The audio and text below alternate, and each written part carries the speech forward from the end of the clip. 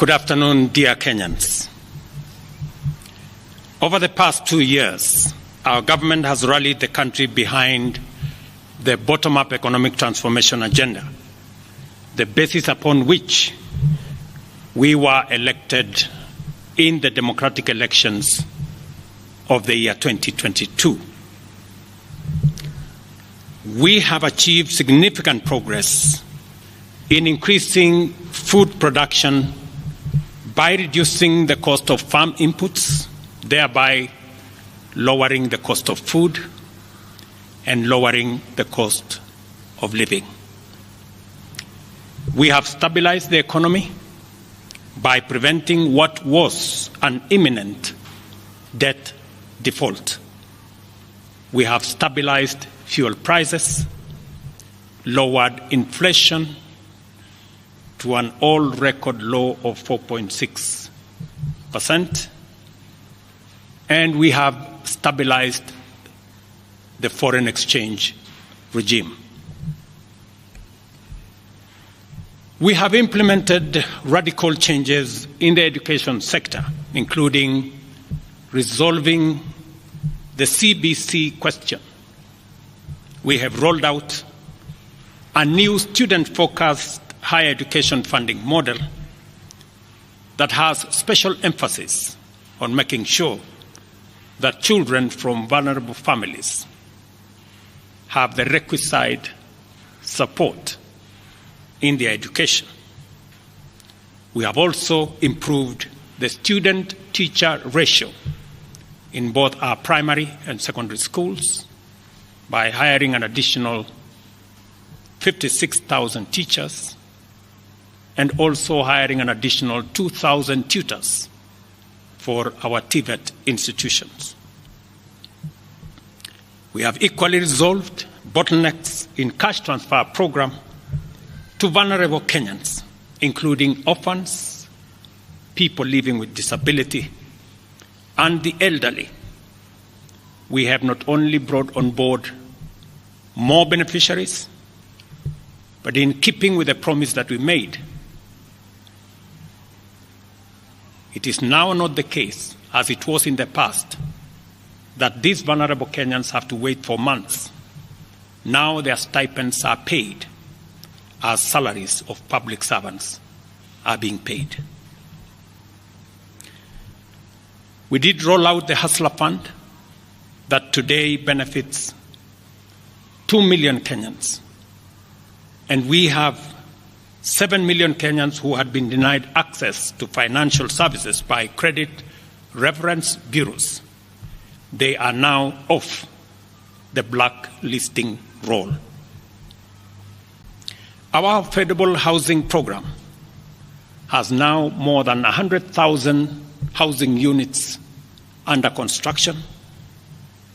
The first cohort I will be launching in a couple of months to new homeowners, and we have 160,000 young people across Kenya that are employed under this program. To expand manufacturing, value addition, and agro-processing as a key contributor to job creation, 18 county aggregation and industrial parks and 6 new special economic zones are under construction across Kenya. And at the same time, we have 200 fresh produce markets that are at various stages of construction to support our farmers with access to markets for their produce, in keeping with the commitment we made to our mama mbogas. To accelerate manufacturing, last year we imposed levies on importation of clinker that can be manufactured in Kenya. We made a saving of Kenya shillings 20 billion in foreign exchange as imports of clinker dropped to almost zero. We also imposed levies on imported steel billets. And today, we have 11 steel factories that 6 years ago were closed.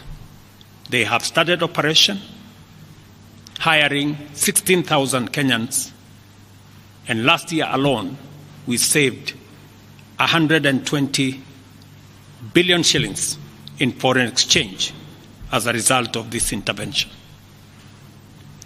Our digital transformation agenda is also on course with 17,000 government services online, while we have 274 digital hubs across Kenya with 152,000 students and digital workers in our TVETs and also in digital hubs in different parts, up and running and giving young people an income.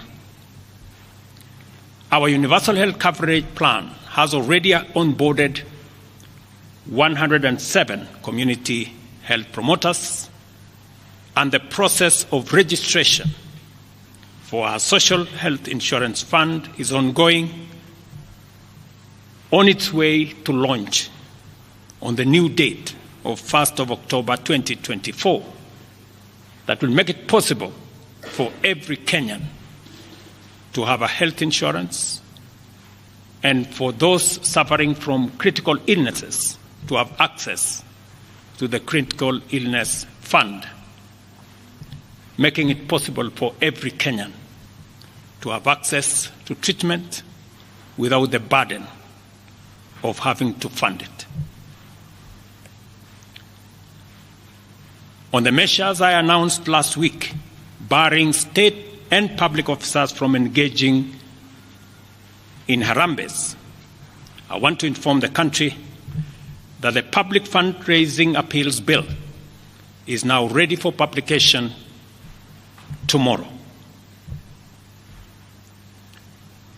However, even with the progress we have made, I am acutely aware that the people of Kenya have very high expectations of me. And they believe that this administration can undertake the most extensive transformation in our nation's history. Recent events that necessitated the withdrawal of the finance bill, which will require a review and reorganization of our budget and fiscal management, have brought us to an inflection point.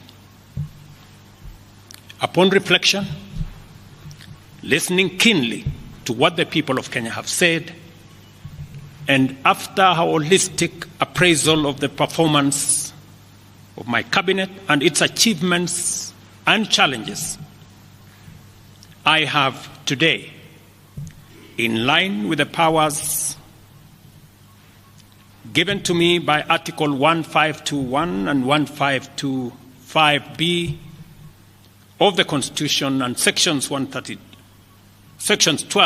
of the Office of the Attorney General's Act, decided to dismiss with immediate effect all the Cabinet Secretaries and Attorney General of the Republic of Kenya, of the Cabinet of Kenya, except the Prime Cabinet Secretary and Cabinet Secretary for and Cabinet Secretary for Foreign Affairs and Diaspora Affairs. And of course, the Office of the Deputy President is not affected in any way. I will immediately engage in extensive consultations across different sectors and political formations and other Kenyans, both in public and private, with the aim of setting up a broad-based government that will assist me in accelerating and expediting the necessary, urgent, and irreversible implementation of the program that we have including other radical measures and programs to deal with the burden of debt, to explore raising domestic resources and revenues, expanding job opportunities, eliminating wastage and unnecessary duplication of a multiplicity of government agencies, and slaying the dragon of corruption, consequently making the government of Kenya lean, inexpensive, effective, and efficient. During this process, the operations of government will continue uninterrupted under the guidance of principal secretaries and other relevant officials. I will be announcing additional measures and steps in due course. Thank you very much, and God bless our great country, Kenya. Asanteni sana.